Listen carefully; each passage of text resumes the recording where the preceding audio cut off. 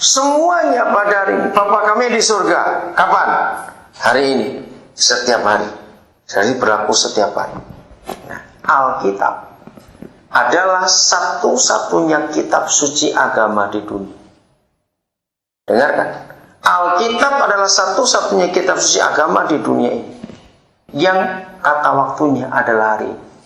Perjanjian lama lebih lagi paling banyak menyebut pada hari ini. Apabila kamu mendengar suara Tuhan Elohimmu pada hari ini, kalau kamu mengikuti perintahku pada hari ini. Nah, saudara, ini penting diketahui. Tahun 70-an Roh Kudus memberi saya pewahyuan ayat ini, saya kaget hari ini. Di semua kitab suci tidak ada kata hari. Di kitab suci agama apa saja firman-Nya berbunyi pada suatu saat, pada masa itu. Nggak ada kata pada hari. Coba, kalau kita baca firman Tuhan yang ada kata pada hari ini, orang yang baca 50 tahun yang lalu bunyinya apa? Nah, coba jawab. Pada hari ini. Orang yang baca 10 tahun yang akan datang, dia bunyi apa? Tetap hari ini. Berarti firman ini up to date. Dia berlaku sepanjang zaman. Hebat, ini hebat. Tidak ada kitab suci agama lain yang kata waktunya adalah present tense. Semuanya past tense atau future. Hanya kitab suci kita yang hari ini. Bapa kami di surga pada hari ini.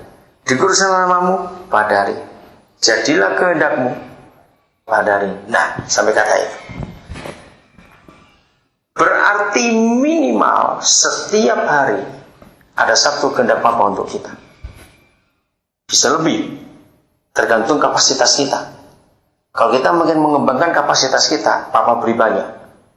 Kalau kita nggak mengembangkan, Papa beri satu. Jadi kalau saudara tidak pernah tahu kehendak Papa untuk hari ini, berarti kita kehilangan satu kehendak. Berarti kita ketinggalan di belakang. Pertanyaannya penting begini. Percayakah saudara bahwa kehendak Papa kita setiap hari itu pasti beda? Iya atau tidak? Dan kalau berkata beda, itu kira-kira datar sama menurun, grafiknya atau naik? Grafiknya gimana? Pasti naik. Berarti kalau kita hidup sebulan itu 30 hari, berarti dalam sebulan kita harus naik berapa tingkat? 30. Karena setiap hari ada satu minimal. Dan kehendak pasti yang lebih baru, lebih baru, lebih baru, lebih baru, lebih baru. Pernah sadar itu? Sebulan sudah di sini. Saya ingat belum 30 hari. Kayak tanyakan dalam diri. Atau makin turun? Karena banyak melamunnya. Hebat bukan? Setiap hari ada satu kehendak Bapa. Setiap hari. Bisa lebih, tergantung kita.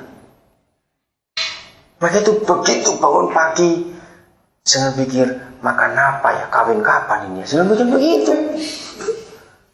Begitu bangun pagi, pikirkan, Papa terima kasih untuk hari ini. Ada kehendak apa lagi untuk aku kerjakan hari ini? Kalau Papa tahu hidup kita seperti itu, wah, hebat. Nah, sinkronkan setiap hari.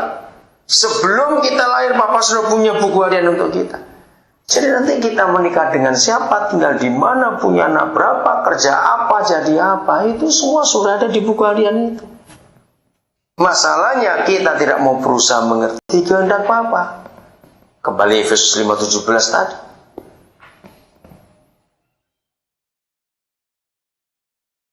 Hebat, hidup itu menyenangkan. Coba, kalau setiap hari kita bisa tahu satu hal yang baru, maka hidup itu bagaimana? Ada satu kata yang bagus. Hidup itu jadi bagaimana? Apa? Indah. Ada lagi satu kata, bukan indah. Memang betul indah. Oh, pasti indah. Nah, dari indah itu akan menghasilkan apa? Bahagia. Ada satu lagi katanya. Tahu kata bergairah? Betul? Kenapa? Excited. Bayangkan, kalau setiap hari kita tuh bergairah, excited betul. Hidup itu menyenangkan nggak? Ayo, menyenangkan tidak? Menyenangkan. Glenn, kamu harus bangkit, Glenn. Terus terang waktu saya kemarin lihat wajahmu, wajah menakutkan, Glenn. tertunduk sujud aja, ayo bangkit dan kamu bisa tersenyum sekarang. Nah begitu tiap hari. Amin. Setiap hari. Jadi nggak ada hari yang menyedihkan dalam hidup kita, tidak ada. Hari itu menyedihkan kalau kita buat sendiri. Ya setiap hari pasti ada hari yang baru, hari yang baru. Begitu ketika kita peratapan. Peratapan adalah kitab yang paling jelek, namanya aja meratap. Tapi di dalamnya ada sebuah janji di pasal 3, selalu baru tiap hari. Ya, cara di pasal 3 kita peratapan ayat 23 sampai 25. Wow, itu hebat sekali. Sampai jadi lagu terkenal. Selalu baru tiap pagi, besar setiamu. Peratapan 3, 23 sampai 25. Nggak usah dibaca, catat aja. Maka itu setiap hari kalau kita bangun nggak mau bergairah, salah. Setiap hari yang baru. Gini aja kita mikir. Menurut saudara, sinar matahari yang tadi pagi sehari kita sudah pakai dan besok dia bersinar lagi, itu sinarnya sama atau sinar yang baru atau sinar yang kemarin? Sinar matahari itu yang kita pakai tiap hari itu sama atau beda? Beda. Selalu baru tiap hari. Yang hari ini kita pakai sudah habis, besok ada lagi. Amin. Maka itu tiap hari. Ratapan 3, 23 sampai 25. Oke, catat aja ayatnya. Setiap hari itu begitu menggairahkan. Maka itu kalau ada orang Kristen tiap hari loyo, wah lebih baik mati ada orang kayak begitu. Ngapain hidup? Setuju? Terus papa tiap begitu loyo terus, jadi kucing sudah. Nggak punya harapan apa-apa. Jadi nggak punya uang pun harus bersuka cita karena ada yang baru yang Bapak sediakan buat kita. Hidup bukan karena uang. Tahu? Itulah Tuhan kita. Ada buku harian kita harus ikuti. Nah, itu jangan memilih kehendak kita sendiri. Nah, kalau tadi siang kita banyak pertanyaan, ini jawabannya. Bagaimana orang yang rusak? Bagaimana orang yang lahir salah? Bagaimana orang yang karena pekerjaan? Bagaimana orang semua itu? Ternyata siapapun manusia itu, Papa sudah buat buku hariannya sejak masih dalam kandungan. Maka itu kalau kita melayani orang, itu artinya bukan dikristenkan. Siapapun juga orang itu. Kalau kita melayani orang, kembalikan orang itu kepada buku harian Tuhan. Kembalikan. Karena kalau kita bisa mengembalikan orang itu ke buku harian yang Tuhan tulis untuk dia, orang itu pasti berhasil dalam hidup. Sejahat apa orang itu, serusak apa orang itu. Betul? Karena orang itu kembali kepada buku hariannya.